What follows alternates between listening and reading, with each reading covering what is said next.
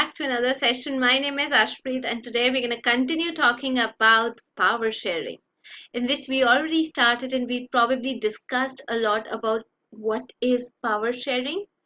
And I briefly updated you about the location of Belgium, what is the situation in Belgium, how in the capital region it's the French people who are in majority and the Dutch people they are in minority. But on the contrary, if I talk about the other areas, if we don't talk about the capital and the other areas in this country, it's that the majorities of the Dutch people and French are in minority. Yet, French people, though they are in minority, but still they are very rich and powerful. But today, if we talk about the shape of Belgium, if we talk about the government set up in Belgium, it would have never been the same. Had it been that the country or the people of the country, if they would have taken a very different decision, if they would have given it a different call, if they would have revolted, if they would have fought against each other, the situation might not have been the same. We still might be having a lot of civil war in that country. But no. Let's see what decision was taken by the people that resulted in a very amicable decision, that they took a very wise decision. They tried to respect each other. What brought that change? What is exactly the setup of the country that they decided to have that brought peace to the country? So let's see what is it all about. So by the way, just to update you, Belgium is a very small country in Europe. Yes, Brussels is its capital. So we're going to talk about the accommodation in Belgium. When I talk about accommodation, like every country has some set of people who belong to different race, who might have different religion, might belong to different caste, might have different preferences, taste, and what not. But don't we say that if I talk about India, we have unity in diversity? We guys all live together in harmony. We have a society that respects every religion, every caste, every person as an individual. So I think that is very, very important. That is where the concept, the real picture of power sharing comes when we talk about a very local level. It's not just the government who has to take steps, it's we, the people, who in the society also are there, who need to take this issue very seriously. So let's see. Belgium, it took a very different path, a very different turn. If I talk about how it decided to come to a strategy or devise a strategy to resolve its issue. Because the basic issue was among the people who were living in different regions, and were they in majority or were they in minority, that was the main constraint. So they recognized that even though nobody is born to hate somebody, nobody is born to have a country that has borders and has defined territories, we need to respect the mankind. It's important. But they recognize that there is existence, there is difference, they have been divided differently on the basis of religion and culture.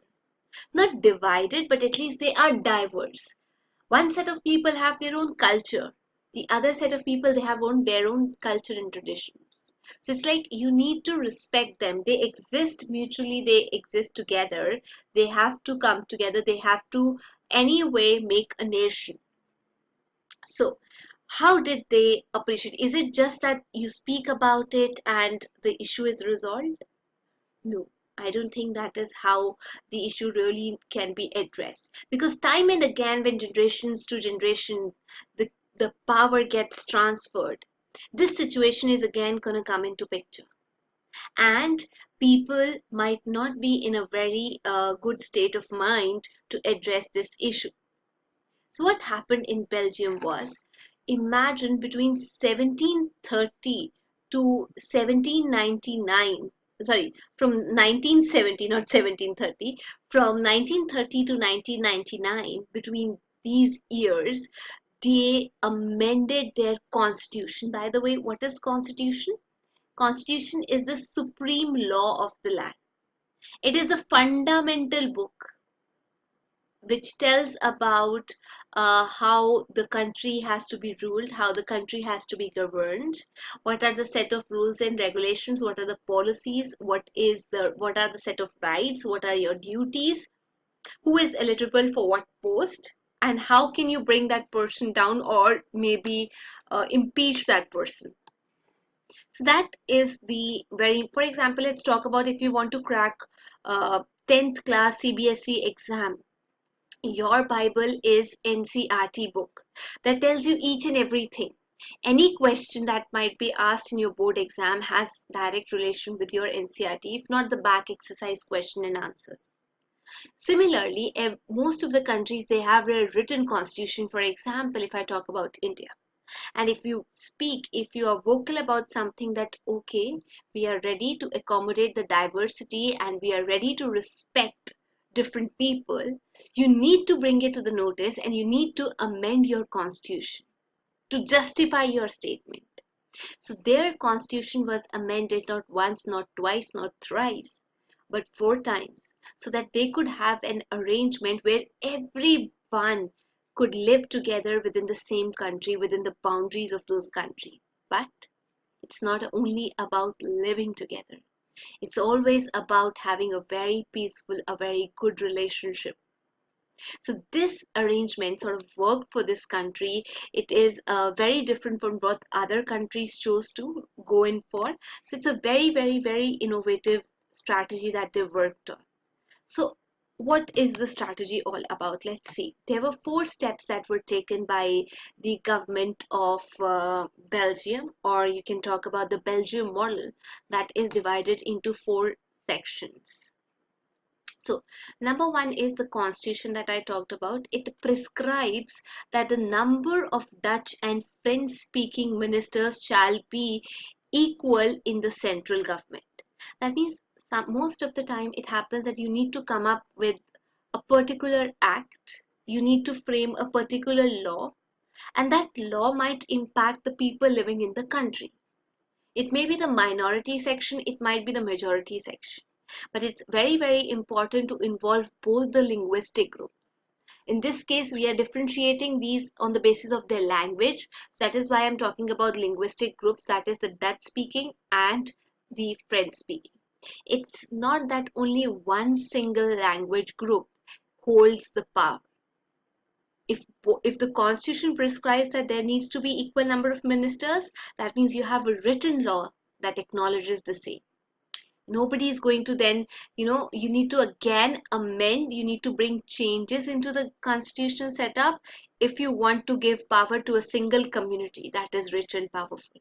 But once you've made change in the constitution and you've said that, okay, now onwards we're going to have equal number of ministers from both the languages, that means you've written it and now you've given it a position in the constitution, and that's not very easy to change. Second point, many powers of the central government have been given to the state government. If I talk about both the regions, let it be French speaking people region, let it be the Dutch speaking region, it's very important that the state government, they are not subordinate or they are not under the charge of the central government. They have their individual existence. That means whosoever government comes into power at the central level, they do not try to implement or enforce their properties in a very harsh manner on those communities that do not belong to their on those people who do not belong to their community. So that means the central government should have a separate identity and the state government should own a separate identity. Third, at the center you talk about the Brussels. Brussels has a separate government. So talk about the state level government, that's the provincial government or maybe the regional government. But if I talk about the central level government, the Brussels, it has a separate government. The capital region, it has a separate government that has members, equal representation from both the communities. That means may it be Dutch speaking, may it be French speaking, both of the communities, The French have accepted that okay, we are going to give equal representation to Dutch community, and Dutch community has also accepted that we're going to give equal representation to the French community at the central level. That is how both of them, they came to a table and they concluded that okay, it's very important to respect them. Now French people accepted equal representation is very important at the center. If you talk about center, the French people, they majorly accepted that okay, we are going to give power to the Dutch speaking people, because these Dutch speaking people, they had earlier accepted equal representation in the central government here, equal representation of ministers in the central government. So now the French people were like okay, we can have a government at the capital, like you guys told me that ma'am, at in the capital region it is the French people who were in majority. Just because at the center first they said okay, we're going to have equal number of ministers, it's then when the French people came down and they respected their decision that okay, we need to give equal power to the French speaking community also, because they've already accepted that we are a different community and we even need some representation at the central level. Fourth and very important part is that apart from that central and the state level government that you have, they have a third level of the government, that is community government, like a very local level of the government. So that the people who belong, who are elected to this community belong, they are elected by either Dutch speaking people, they have French speaking, and even the German speaking people. This sort of government at the local level is going to be responsible for cultural, let me write it here, is going to be responsible for the cultural, educational, and also about the language related issues. This local level government is going to take care of the cultural needs. No matter where these three people live, we are going to have a community government elected by the people belonging to one community, like may it be Dutch, may it be French, may it be German speaking, no matter where they live. But it's very important to have their representation in this community government. They are going to be elected by people from all these communities so that they can take care of their cultural, educational, and language related issues. Now, because of this model, because of this plan, because of this adjustment, today they avoided, number one, not only did they avoid a civic strife, that means they didn't not only gave a push to people who can probably fight amongst themselves so that there is unrest in the society, but also they set an example for the rest of the world. Today, Brussels is not just, let me write it here for you guys.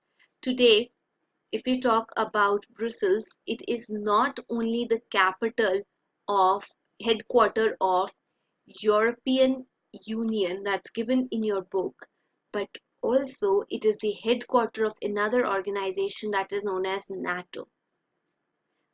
It's NATO, North Atlantic Treaty Organization.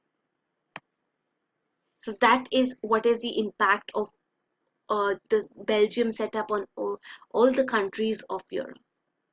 So we're going to revise once again. So if we talk about the Belgium model, number one, community government we talked about. Then what did we talk about? That there needs to be a constitution. The constitution was amended 4 times, which accepted that there needs to be equal number of Dutch and French speaking ministers at the central level. Third is that there needs to be a separate government at in the capital region, that's the Brussels, which French people basically accepted because Dutch people had accepted the fact that okay, we can have equal number of ministers at the central level.